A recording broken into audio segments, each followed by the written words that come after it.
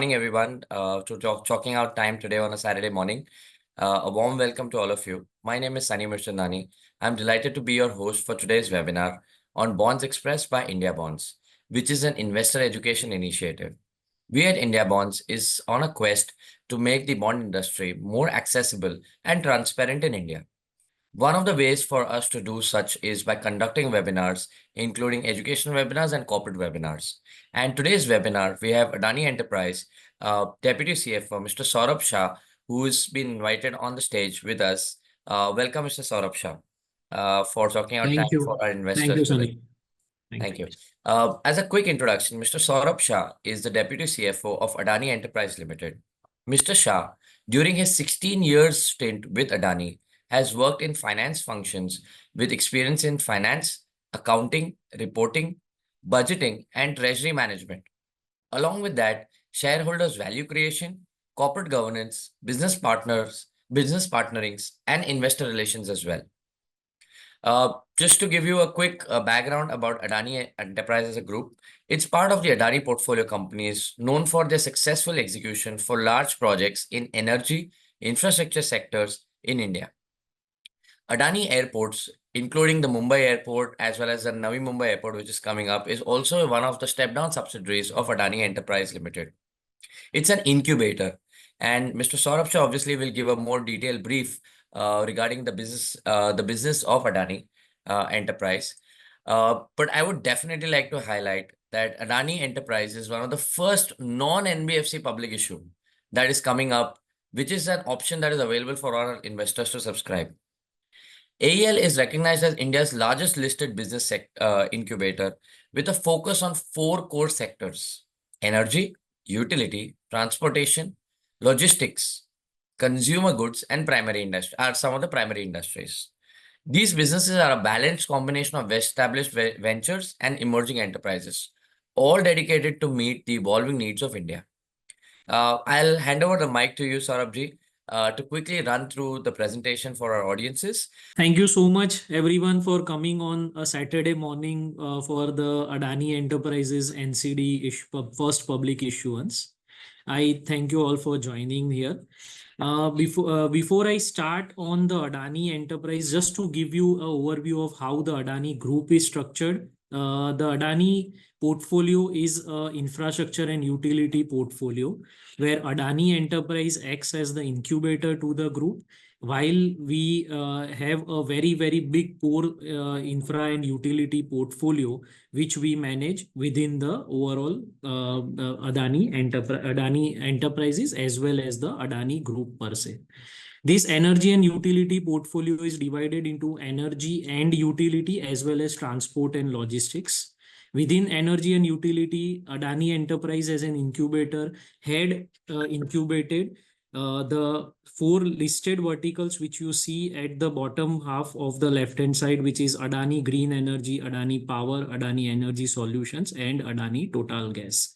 In the transport and logistics, Adani Enterprises had in past incubated Adani Ports and SEZ. Today, Adani Enterprises as part of the portfolio is incubating a major infra and utility portfolio of Adani New Industries, which is the green hydrogen vehicle, Adani Connects, which is the data center vehicle, and in transport and logistics side, Adani Airports, we are operating and maintaining 8 airports, and Adani Roads, where we have 14 road projects, out of which 4 are operational.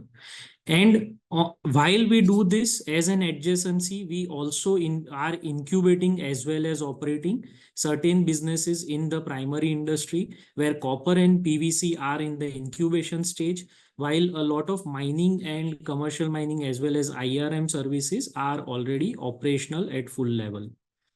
While we also do the primary industry, which acts as a operating cash flow mechanism for Adani Enterprises, we also have certain businesses in the direct to consumer where Adani Digital will be a up and coming incubator play for us. NDTV and Adani Wilmar, which is a more than 25-year-old joint venture with Adani Wilmar. The percentages that you see on this slide are basically the promoter holding in case of listed verticals below the blue box, while the blue box represents what Adani Enterprise holds in the currently incubating as well as operating businesses within Adani Enterprises. Now, I move to Adani Enterprises and the philosophy around how we develop this successful incubator. On the development side, we have a very, very strong pipeline where we are developing the biggest airport businesses that we will have in India outside of government. Already, we have a very strong pipeline in terms of how we are developing our green hydrogen ecosystem, where the manufacturing ecosystem of solar modules and wind turbines are doing exceptionally well. In terms of while we develop all this, we have a very strong operational base also, where we have one of the largest wind turbine that in India that has been produced. We are the only company in the country to have 2 gigawatt of ingot wafer, and we are constantly looking to develop more and more technology efficient businesses in the operation side. While we do this development and operations, we ensure that we give value creation to both our all our stakeholders, whether it be equity or debt stakeholders. We run a very, very efficient capital management plan under all our businesses, and they all run as separate BUs in within Adani Enterprises. This is just to give you a idea about how our incubation portfolio is working in terms of the businesses that we have demerged in past, and they are today one of the largest businesses in their respective sectors. Now, how is Adani Enterprises portfolio currently looking at? That was all in past that we had the incubation done. Currently, our incubation is focused like Adani portfolio on infrastructure and utility, where under new industries, we are developing end-to-end green hydrogen value chain. When I say end-to-end green hydrogen value chain, for every 1 million ton of green hydrogen, you require 20 gigawatts of renewable power and 16 gigawatts of electrolyzer. For doing that renewable power and electrolyzer, we have backward integrated into the entire value chain of the Adani green hydrogen business. That is to say, we are manufacturing solar modules. We already have a cell and module line of 4 gigawatts. We are manufacturing ingots and wafers. We already have a manufacturing line of 2 gigawatts in ingot and wafer. And we are also doing wind turbines in-house, so that the entire renewable energy business has a backward integrated in-house integrated businesses, which can then help in development of the green hydrogen business. And then that green hydrogen will be used for downstream products like urea and ammonia. Coming to the next energy and utility business that we are incubating is data center. Under data center, we currently have a data center operational in Chennai, which is a 17 megawatt data center. And we are in process, we already have orders worth of 210 megawatt within the data center business. And we are on the verge of the completion of first phase of Noida and Hyderabad. And we are already doing works in Pune and Navi Mumbai. So that is the entire data center portfolio. The aim of the company is to have 1 gigawatt of data centers by FY30, out of which, as I said, 210 is already in pipeline. In case of water, we currently have 2 water projects within the Adani energy and utility space, where we are doing cleaning of the Ganga river on 2 places, which is Prayagraj and Bhagalpur. So we have set up water desalination and cleaning plants at the Prayagraj and Bhagalpur, where Prayagraj is already operational and Bhagalpur is in the final stages of completion of the project. Now, coming to the transport and logistics portfolio of Adani Enterprises, we have 8 airports which we are developing in the Adani Airports portfolio under AAHL, which is Adani Airport Holdings Limited. These 8 airports, out of which 6 were under the private partnership model, we took from the government, and we acquired the Mumbai and the rights of Navi Mumbai Airport from GVK in 2022. So with this, we have 8 airports. We are today serving more than 25% of India's traffic, and the current overall traffic that we served in FY 23-24 was about 90 million passengers. With that, we also have been increasing our cargo business in Adani airports, and continue to develop the entire mix of aero, non-aero, and city side development under our airports business. Coming to roads, in roads, we have 14 road projects where we are developing 5,351 lane kilometers. Within this, one of the biggest road project that we have is the Ganga Expressway project, where we are developing nearly 2,000 lane kilometers within on the Ganga Expressway under 3 BOT projects that we have in that business.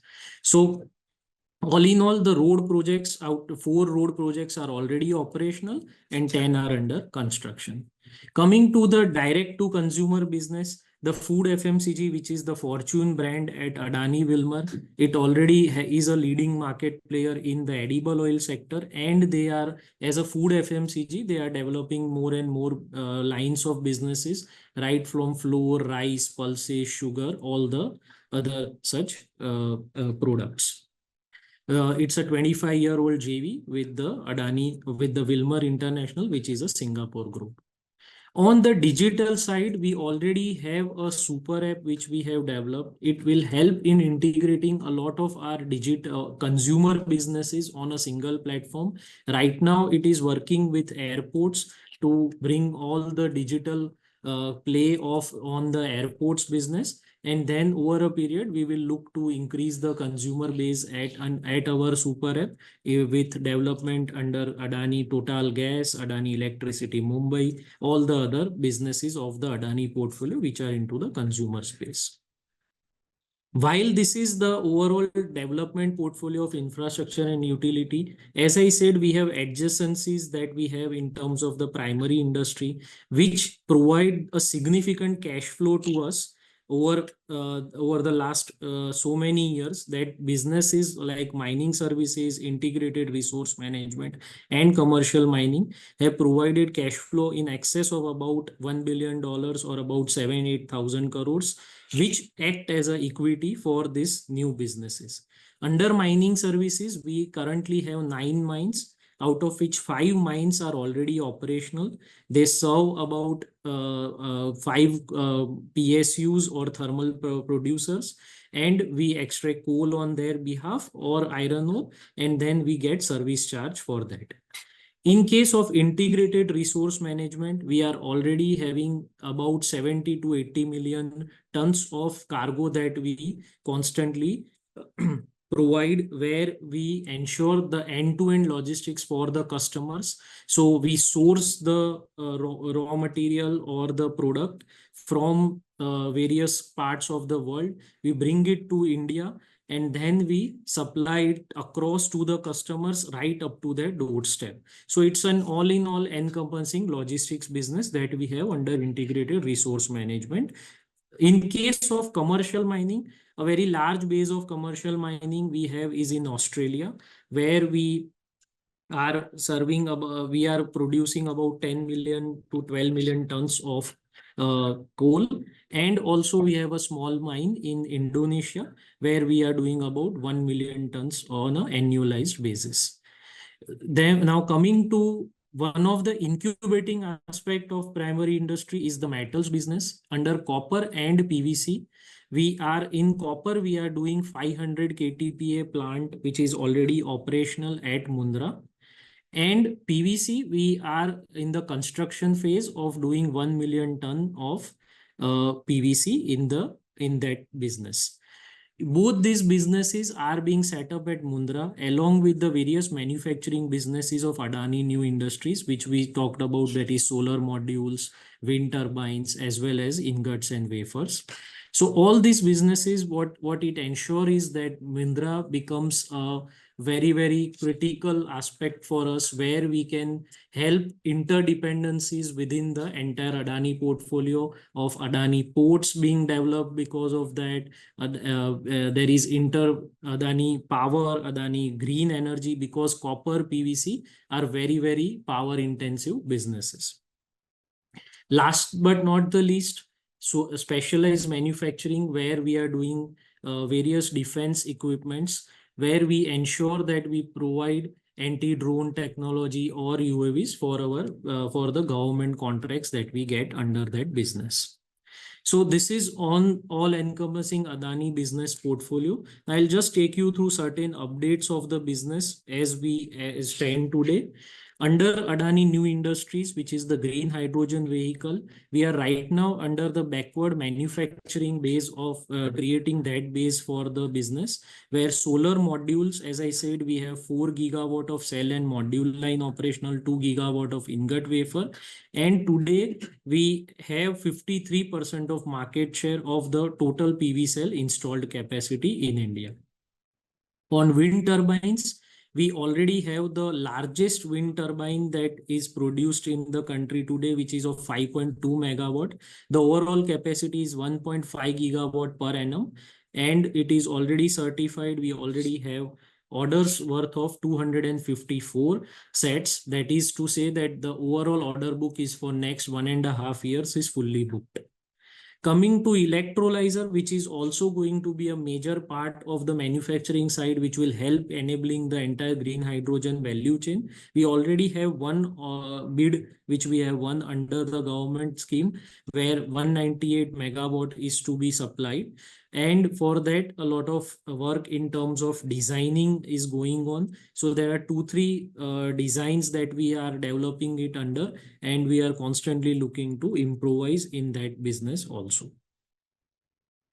This will ensure that we get to the main business where the green hydrogen production can be done out of this manufacturing setup. Coming to data center and water. Under data center in Chennai, there is 17 megawatt of operational capacity. In case of Noida and Hyderabad, as I said, we are 80% complete in our projects, and we are hopeful to start the same in the near future. We already have 210 megawatt of order book, which we want to, by FY30, we want to take it to 1 gigawatt. On Adani Water, there are 2 projects under the National Mission for Clean Ganga, Prayagraj and Bhagalpur. These are HAM projects, which is hybrid annuity model, under which you do O&M for the plant for 15 years and get a concession. And under that concession, you get O&M charges plus various return, and the return is fixed at 15 to 16%. There is one more project under this, which is of building of a canal, which is just under pipeline.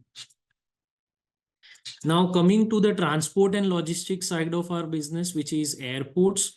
In airports, we have 8 airports, with Mumbai and Navi Mumbai as the critical part of the overall 8 airports, where Mumbai today serves nearly 52 million passengers out of the total 90 million passengers that we are serving. And the overall growth has been more than 19 to 20% in the last 1 to 2 years after the COVID issue. We are already developing the Navi Mumbai airport, where it is about to be completed, and we should be starting the operations by March 25 in that airport. So overall 8 airports, they serve nearly 90 million passengers and poised to grow, where Navi Mumbai will add straight away 20 million passengers in the near future. Now coming to roads, we have 14 road projects, which is a mix of HAM, TOT and BOT, where BOT and TOT are about 70% of our portfolio and 30% is HAM. What it does is that it provides a very good mix of secured returns as well as certain risk that we take in terms of the toll business also. So a HAM project gives you the security of minimum return of 16% annualized, and the BOT and TOT then helps in increasing that return by taking the risk on the consumer play. We have the largest share of Ganga Expressway within that, where we are developing 464 kilometers, which is roughly around 2,000 lane kilometers, and that portfolio is spread across 10 states. Coming to our primary industry business, there are 9 mining contracts, out of which 5 are operational. In terms of our integrated resource management, we did about 82 million tons of cargo during the last year, while in Australia and in Indonesia, we did about 11.2 million tons of production under the commercial mine business. In metals and industrials, we have the 500 KTPA copper plant, which is already operational at Mundra. In case of PVC, the 1 million ton of coal to PVC plant is under construction. This plant is under the acetylene route. While in defense, as I said, we are developing ecosystem of defense products at various locations on behalf of the various government contracts that we get. Now coming to the operational and financial performance.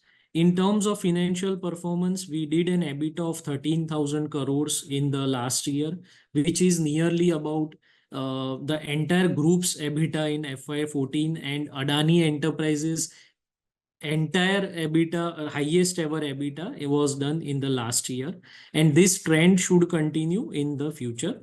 In terms of growth, the overall growth has been backed by a very strong performance, where solar modules we sold about 2.7 gigawatt of solar modules.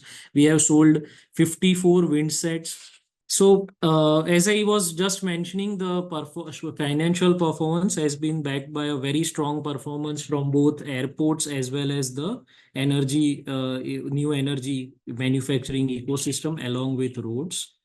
The income and the EBITDA and PBT has been very strong in terms of growth over the last 2 years, where we did an EBITDA of more than 32% and the PBT of more than 50% across our portfolio, right from airports to new energy ecosystem to the primary industry vertical.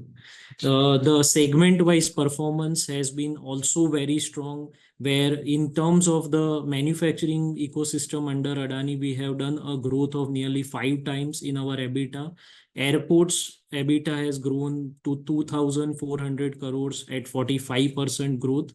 IRM continues to be the biggest growth driver in terms of EBITDA, as well as mining services, which with a small dip but continues to grow over the next few years. The matrices in terms of credit is also extremely strong. As I said, we are constantly increasing our EBITDA. The CAGR is more than 70% over last 3 years. The debt to equity ratio also has been very, very strong, while net debt to EBITDA, which we have given as a credit covenant, also has also been under 2.5, which is a very strong sign, including the debt service and interest coverage ratio, which are very healthy. So, Saurabh, what we are saying is, as a covenant, your net debt to EBITDA will not cross 2.5. No. Net debt to EBITDA currently is below 2.5. As a covenant, it will never cross more than 5. So that's how we have given it as a matrix. Okay, but currently it's as low as below 2.5. Yeah. So on a standalone basis, also all the ratios are extremely comfortable. Our net debt to equity is below 1. Our net debt to EBITDA is below 1. The debt service and interest coverage ratio is as high as 8 times. So that also gives the comfort to our credit investor that these ratios are all very, very comfortably placed. Just before closing, just want to ensure that we are always ensuring sustainable businesses, where our ESG ratings are always in the higher top tier of the businesses. We are also ensuring that each business wise, whether it be Anil, airports or mining services, they are following the targets that have been set out under the ESG parameters. Our governance is also extremely strong. We are the few of the companies where the audit committee is 100% independent. We have developed corporate responsibility committee, which looks at the ESG parameters as well as the various policies in very, very strong detail. Now I'll just hand over to Sunny to give you the NCD details, and then we can take Q&A. Yes. Okay, so for everybody who is here today, I'm sure all of you are wanting to know about the issue of the public issue of debentures. These are secured, rated, and listed debentures. The base issue size is of 400 crores with an option to retain another 400 crores. We the options that are currently available for anybody to make an investment is as low as 24 months, 36 months, and 60 months. In that, you can choose whether you want a quarterly interest payment or an annual interest payment or a cumulative.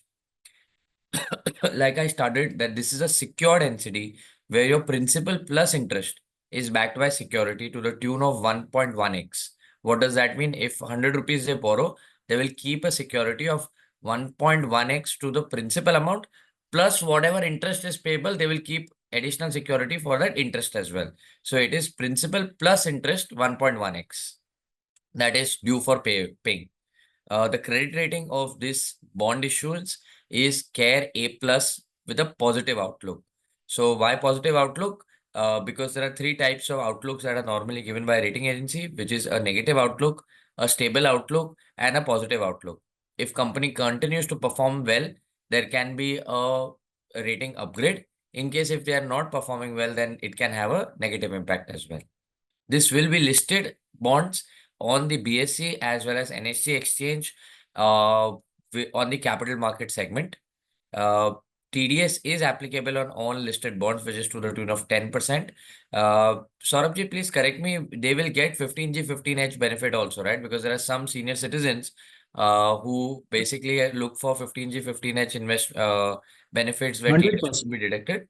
Okay. So 100%. So as per the taxation, this thing, all the benefits which are due will be given to each okay, individual. and taxations will be as per their tax slabs depending on wherever. Yes. Yes. The use of proceeds. Some of you have raised this question. We'll answer this during the Q&A as well. Will be towards repayment of any of the existing loans, or it will be towards business expansion, towards general corporate purpose, in case if new business opportunity comes. But I'm sure, Saurabh, if you would want to add the use of proceeds, that will Yeah. be great. So, see, from a use of proceeds perspective, as I said, Adani Enterprise is an incubator. So, we develop new businesses. Some of these businesses are either partially operations or fully under operations, but they do require certain amount of capital, which is for a period of between 1.5 to 2 years, depending on their capex cycle or operating cycle. So, as a promoter and sponsor, Adani Enterprise continues to handhold these businesses till they become fully mature. And this, where we have already given certain debts, we use that for as part of the proceeds for repayment, or we ensure that we fund them as new businesses either in the standalone or in consolidated entity, and then provide the benefit to this new businesses, which then grow out into businesses as a large business in their own right. Right. And the issue opens on the 4th of September. However, our audiences can start applying for the issue today itself on IndiaBonds website. The minimum investment here is rupees 10,000 rupees. You can use to make a payment via UPI up to 5 lakh rupees. Or you can go ahead and also make an investment of above 5 lakhs using ASBA. To give you some perspective, the yields that are available. Saurabh, I'll hand over to you if you could guide. Sure, no worries. Yeah.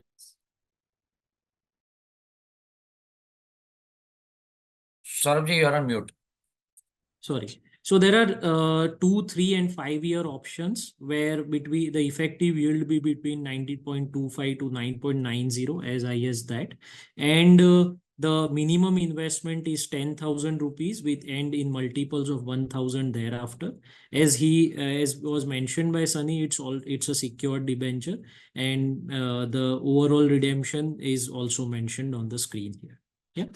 And there are options in terms of interest payment, right from quarterly to cumulative interest payments, depending on the person's risk profile. Yeah. There are, from an eligibility perspective, there are 4 categories: institutional, non-institutional, high net worth, and retail individuals who can subscribe to this.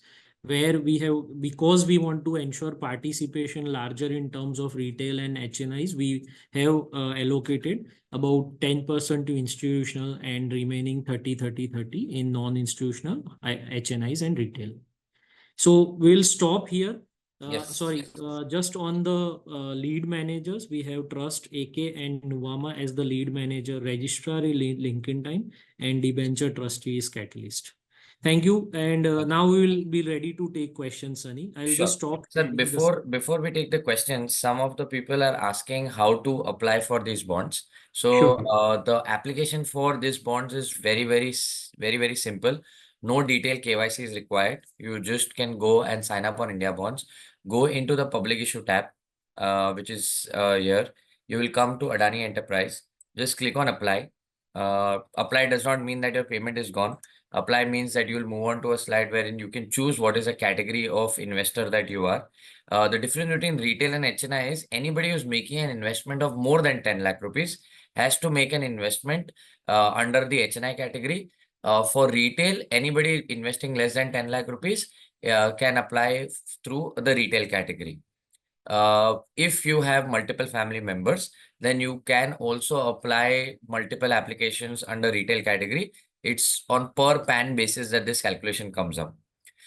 It's very simple. You click on this, then you choose which option do you want to. If you click on one, it will give you 1,000. You can choose one like this, whichever you want. There is no specific thing that you have to apply minimum 10 bonds, but the minimum application is as low as 10,000 rupees. So just as an example, I've just done this. You move on to the next slide. Here, you just need 2 things: the bank account, the UPI through which you are going to make the payment, and your demat account detail. That is in which demat account the bond is supposed to get credited. Once the allotment is done, the bond comes into your account. No money comes to India Bonds, no money comes to Adani directly. It goes through an escrow mechanism, and through a UPI, you can make the payment. The issue is opening on Wednesday, but if you can see right now only, we could look at applying. You can, if your amount is more than, and you can apply through any UPI. It doesn't matter which bank account or which one you have. If you are applying for more than 5 lakh rupees, then automatically an ASBA option will be there. You click on preview option, of self-generated form will be created, and you will get a UPI request from the backend. So in 3 clicks, you can actually look at buying. If you have already signed up on our platform, all your data will also come pre-filled. If you have done your KYC, even your demat account and everything will be pre-filled. You just have to just click and make the block the payment through UPI. In case if you want, you have dedicated relationship managers also that you can actually speak to. They can also help you in the application process or apply on your behalf, and you just have to make the payment via your registered UPI ID. Investments in debt securities, municipal debt securities, securitized debt instruments are subject to risks including delay and/or default in payment. Read all the offer-related documents carefully.